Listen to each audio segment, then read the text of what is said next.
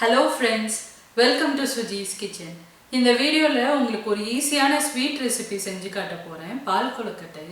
இந்த கொழுக்கட்டை செய்யறப்பலாம் எனக்கு என்னோட சின்ன வயசு ஞாபகம் தான் வரும். இது அம்மாவோட ரெசிபி. நான் ஸ்கூல் முடிஞ்சு வர்றப்பலாம் இந்த ரெசிபி செய்யறப்போ உட்கார்ந்து அந்த பால் கொழுக்கட்டை உருட்டுறதுக்கு எனக்கு ரொம்ப பிடிக்கும். அம்மாவோட சேர்ந்து நான் பண்ணிட்டு இருப்பேன். இந்த ரெசிபியும் எனக்கு ரொம்ப பிடிச்ச ஒரு ரெசிபி. ஈஸியாக பண்ணிடலாம். நம்ம யூஸ்வலாக பார்த்தீங்கன்னா தேங்காய் பால் சேர்த்து வெல்லம் சேர்த்து தான் பால் கொழுக்கட்டை செய்வாங்க. அந்த ரெசிபி வந்து உங்களுக்கு நான் இன்னொரு வீடியோவில் போஸ்ட் பண்ணேன். இன்னைக்கு நான் வந்து வெறும் வெள்ளைப்பாவும் அரிசி மாவும் வச்சு இந்த கொழுக்கட்டையை செஞ்சு காட்ட போகிறேன். ரொம்ப ஈஸியாகவும் செஞ்சிடலாம். நீங்கள் விநாயகர் சதுர்த்தி இல்லாட்டி ஈவினிங் ஸ்நாக்காக கூட குழந்தைங்களுக்கு செஞ்சு கொடுக்கலாம். கண்டிப்பாக நீங்களும் இந்த ரெசிபியை ட்ரை பண்ணி பாருங்கள். ரொம்ப பிடிக்கும் உங்களுக்கு. இப்போ எப்படி செய்கிறதுன்னு பார்க்கலாம். தேவையான எல்லா பொருளும் இங்கே நான் எடுத்திருக்கேன். பச்சரிசி மாவு எடுத்து வச்சுருக்கேன். இந்த உலக்கில் 1.5 உலக்கு பச்சரிசி மாவு எடுத்திருக்கேன். அடுத்ததாக மாவோட பிசைகிறதுக்கு நல்லெண்ணெய் எடுத்து வச்சுருக்கேன். 2 டேபிள் ஸ்பூன் துருவின தேங்காய் எடுத்திருக்கேன். 1 பிஞ்ச் மட்டும் உப்பு சேர்த்துக்க போகிறோம். வெல்லத்தை நல்லா துருவி எடுத்திருக்கேன். அதே உலக்கில் 1 உலக்கு வெல்லம் எடுத்திருக்கேன். 2 ஏலக்காய் எடுத்திருக்கேன். இப்போ மாவு பிசைஞ்சிடலாம். மாவோட கொஞ்சமாக மட்டும் உப்பு சேர்த்துக்கலாம், நிறையா சேர்க்க தேவையில்ல. எடுத்து வச்சுருக்க தேங்காயில் 1 டேபிள் ஸ்பூன் தேங்காய் மட்டும் இப்போ சேர்க்குறேன். இந்த மாதிரி தேங்காய் துருவலை மாவோட கலந்தோன்னா கொழுக்கட்டை உருண்டை ரொம்ப சாஃப்டாக இருக்கும். தண்ணியுமே வந்து நான் வெதுவெதுப்பான தண்ணியில் தான் மாவு பிசைய போகிறேன்.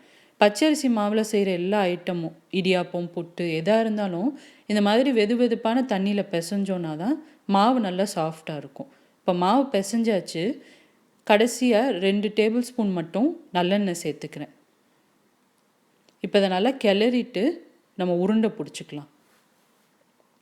இப்போ இந்த மாதிரி வேணுங்கிற சைஸில் நீங்கள் உருண்டை பிடிச்சிக்கலாம். இந்த மாதிரி உருண்டையாக கூட நீங்கள் பண்ணலாம், இல்லாட்டி நீல ஷேப்பில் கூட பண்ணிக்கலாம். நான் இன்றைக்கி இந்த 2 ஷேப்லேயும் பண்ண போகிறேன். இப்போ மாவு எல்லாத்தையும் இந்த மாதிரி பண்ணதுக்கப்புறமா வெள்ளைப்பாகு காய்ச்சி கொழுக்கட்டை எப்படி பண்ணுறதுன்னு காட்டுறேன். இப்போ உருண்டை எல்லாமே உருட்டியாச்சு. இந்த மாதிரி 2 ஷேப்பில் நான் பண்ணியிருக்கேன். கொஞ்சம் மாவு நான் எடுத்து வச்சுருக்கேன், பாகு காய்ச்சினதுக்கப்புறமா பாகோட கலந்துக்கிறதுக்கு. அப்போ தான் கொழுக்கட்டை கெட்டியாக இருக்கும். இப்போ வெள்ளைப்பாகு காய்ச்சலாம். ஒரு பாத்திரத்தில் துருவி எடுத்து வச்சுருக்க வெல்லத்தை சேர்த்துருக்கேன். அடுத்ததாக தேவையான அளவு தண்ணி சேர்த்துட்டு வச்சுருக்க 2 ஏலக்காவையும் அதில் தட்டி போட்டுக்க போகிறேன். இப்போ வெல்லம் கரைஞ்சிருச்சு, இன்னும் கொதிக்க ஆரம்பிக்கலை. இந்த ஸ்டேஜில் நம்ம வெல்லத்தை வடிகட்டிடலாம். மண் ஏதாவது இருந்தால் கூட அது சுத்தமாக நம்ம வடிகட்டிடணும். வடிகட்டினதுக்கப்புறமா பாத்திரத்தில் திரும்ப நான் சேர்த்து கொதிக்க விட போகிறேன். தண்ணி வந்து நீங்கள் எக்ஸ்ட்ராவே சேர்த்துக்கலாம், ஏன்னா கொழுக்கட்டைக்கு நம்ம தண்ணி நிறையா சேர்க்கணும். அதனால நான் வந்து 2 கிளாஸ் தண்ணி சேர்த்துருக்கேன். இப்போ கொழுக்கட்டையில் வந்து பாதி கொழுக்கட்டையை தான் நான் இப்போ போட்டிருக்கேன், மிச்சத்தை நான் வச்சுருக்கேன்.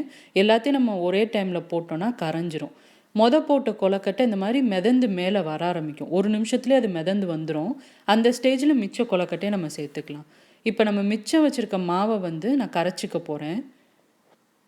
உங்கள்கிட்ட இந்த மாதிரி மிச்சம் மாவு இல்லைன்னா கூட பரவாயில்ல, பச்சரிசி மாவில் தண்ணி சேர்த்து இந்த மாதிரி கரைச்சி நீங்கள் வச்சுக்கலாம். இப்போ கொழுக்கட்டையை பாருங்கள், நம்ம 2 பேட்சாக போட்டனால ஒன்றோட ஒன்று ஒட்டாமல் நல்லா வெந்து வந்திருக்கு. முக்கால்வாசி வெந்துருச்சு. இந்த ஸ்டேஜில் கரைச்சி வச்சுருக்க மாவையும் தேங்காய் துருவலையும் மிச்சம் இருந்துச்சு இல்லையா, அதையும் சேர்த்து நான் ஒரு 5 நிமிஷம் அதை வேக விட போகிறேன். அப்போ தான் அந்த கொழுக்கட்டை நல்லா கெட்டியாகி வரும்.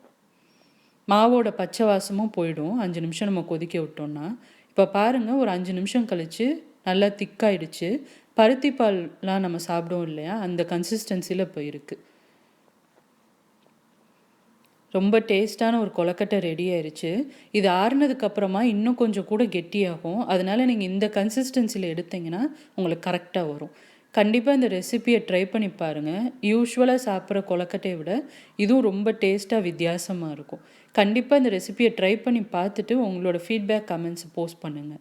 என்னோடய சேனலுக்கு கண்டிப்பாக சப்ஸ்கிரைப் பண்ணுங்கள். ரெகுலர் அப்டேட்ஸ்க்கு மறக்காமல் பெல் பட்டனையும் கிளிக் பண்ணுங்கள்.